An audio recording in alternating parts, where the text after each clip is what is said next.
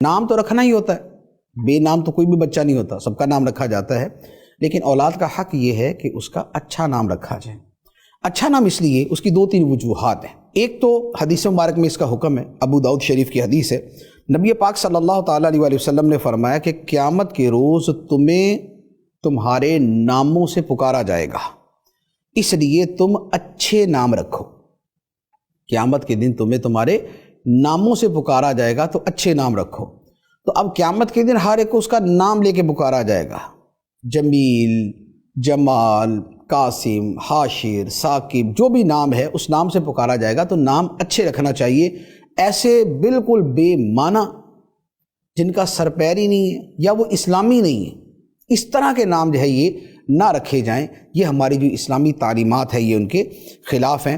تو لہذا اچھا نام جو ہے وہ رکھا جائے، اور اچھے ناموں میں جو سب سے اچھا نام ہے وہ ہے جو اللہ تعالیٰ کی عبدیت پر مشتمل ہو، یعنی کہ اللہ تعالیٰ کا اسم پاک اور اس کے ساتھ جو ہے وہ لفظ عبد لگا ہو، جیسے عبداللہ، عبد الرحمن، عبد المنان۔ تو یہ جو الفاظ ہیں کہ جن میں عبد کا لفظ موجود ہے یہ افضل نام ہے، لیکن اس میں ایک ہمارے علماء کرام نے فرمایا ہے کہ عبد کے ساتھ جو نام رکھے جائیں اس میں جو وہاں کا ماحول اور لوگ ہیں ان کو دیکھ لیا جائے کہ وہاں نام بگاڑنے کا رواج تو نہیں، کیونکہ اگر نام بگاڑنے کا رواج ہوگا تو یہ بڑا سخت ناپسندیدہ ہو جائے گا۔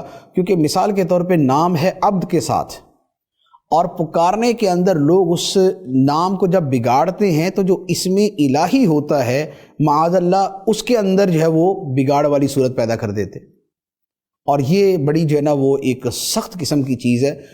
اس طرح کیسے نام بدلتے ہیں آپ اس کو جانتے ہوں گے، میں ان الفاظ کو اپنی زبان پہ نہیں لانا چاہتا، لیکن یہ ہے کہ الفاظ کو یوں بگاڑا جاتا ہے۔ تو اللہ تعالیٰ کے ناموں کے ساتھ جب عبد لکھا جائے اور پھر وہ کسی کا نام رکھے تو اس میں یہ خیال کرے کہ ان کا خاندان، ان کا گلی محلہ، ان کے لوگ کیسے ہیں۔ ایک اور بات اچھے نام رکھنے کے حوالے سے یہ ہے کہ اگر کسی کا برا نام ہو تو اس نام کو تبدیل کر دینا بھی سنت ہے۔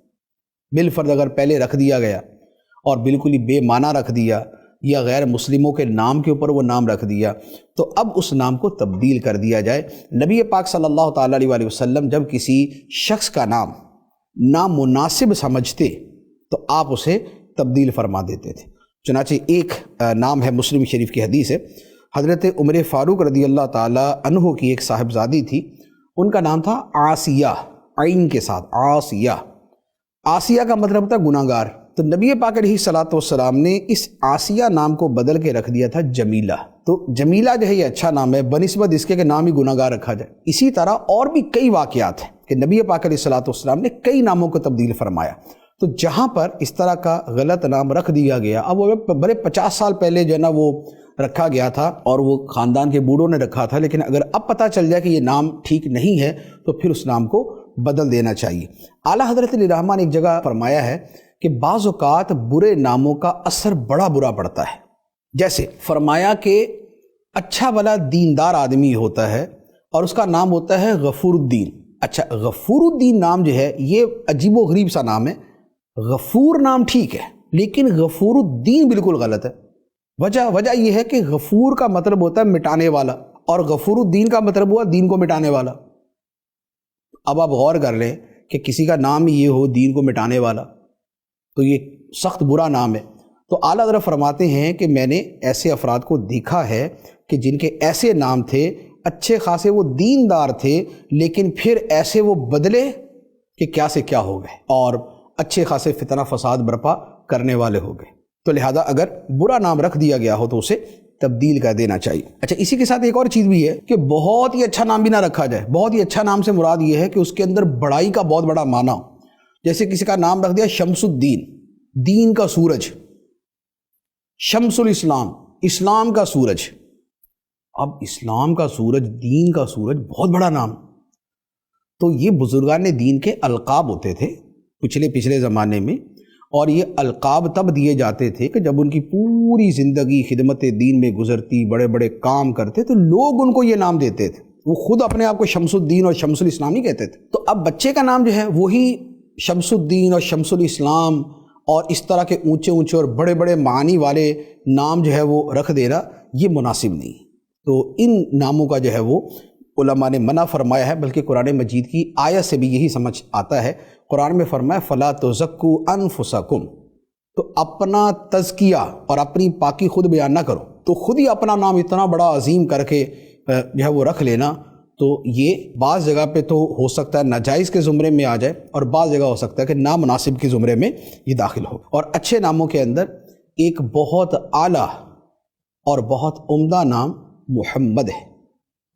ہمارے آقا صلی اللہ تعالیٰ علیہ وآلہ وسلم کے نام مبارک کے اوپر نام رکھنا، اور یہ افضل ترین ناموں میں سے ہے، بلکہ حدیث مبارک میں اس کی تاکید فرمائی گئی ہے کہ ایسا کیوں نہیں کہ تمہارے گھر میں ایک محمد ہو، دو محمد ہو، یعنی جو بچہ ہو اس کا نام محمد رکھا جائے، اگر دو بچے ہیں تو دونوں کا نام محمد رکھا جائے، آگے فرق کے لیے کوئی دوسرا شامل کر لیا جائے، جیسے محمد قمر، محمد شمس، لیکن جو ان کا بیسک نام ہے وہ محمد رکھا جائے۔ اور بھی اس کے علاوہ جنت کی بشارتیں ہیں، قیامت کے دن اس کا حساب نہ ہونے کی بشارتیں ہیں، تو یہ ایک بڑا خوبصورت چیز ہے۔ اور الحمدللہ کہ مسلمانوں کا یہ نبی پاک صلی اللہ تعالیٰ علیہ وسلم سے محبت کا انداز ہے کہ یا تو صرف نام محمد، اور یا پھر کوئی دوسرا نام بھی رکھتے ہیں تو ساتھ میں محمد ہوتا ہے، جیسے محمد عبداللہ، محمد علی، محمد محسن، محمد رضا، محمد احمد، تو یہ محمد کا لفظ نام کے ساتھ ہوتا ہے۔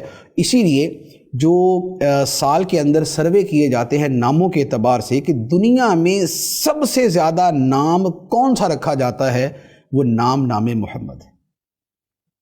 پوری دنیا کے اندر سب سے زیادہ رکھا جانے والا نام محمد۔ اور ایک اور بڑی خوبصورت بات ہے، وہ یہ ہے کہ خواتین کے اندر، عورتوں کے اندر سب سے زیادہ رکھا جانے والا نام شہزادی کونین، سیدۃ النساء العالمین، خاتون جنت حضرت بی بی فاطمہ رضی اللہ تعالی عنہا کا نام ہے۔ خواتین میں سب سے زیادہ جو نام دنیا میں رکھا جاتا ہے وہ فاطمہ ہے، اور جو مردوں میں نام رکھا جاتا ہے وہ محمد ہے۔ تو یہ نبی پاک علیہ الصلوۃ والسلام سے محبت اور آقا کریم علیہ الصلوۃ والسلام کی پیاری شہزادی سے جو عقیدت ہے اس کی وجہ سے یہ نام رکھا جاتا ہے۔